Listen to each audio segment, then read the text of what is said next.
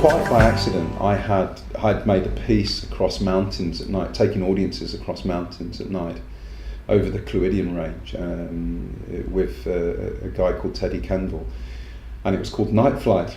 And that's what drew me back to Saint-Exupéry, because someone simply said, "Oh, have you read the book by Saint-Exupéry?" And I had no idea.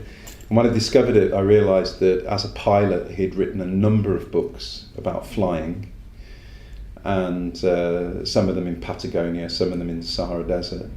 But since my grandfather died as a pilot in the Second World War, I was drawn to flight to Arras, because it's a very personal description of the experience of flying in war.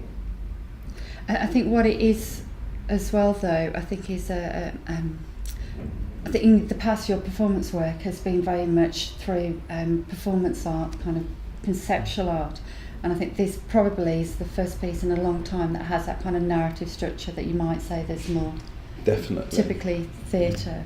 And I think that's a new venture. No, absolutely true. Yeah.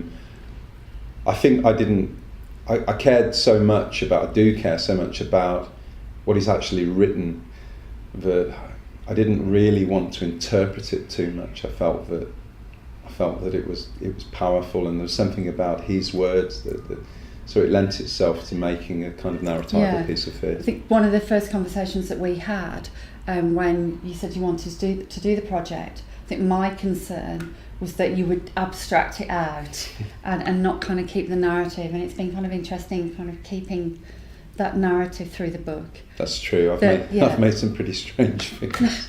But the story itself doesn't follow a linear narrative. It's very much at one moment you have this character in the air, and another in one memory that kind of goes back and forth. So the narrative isn't kind of straightforward and linear, and I think that's placed particular demands on the storytelling of this particular text.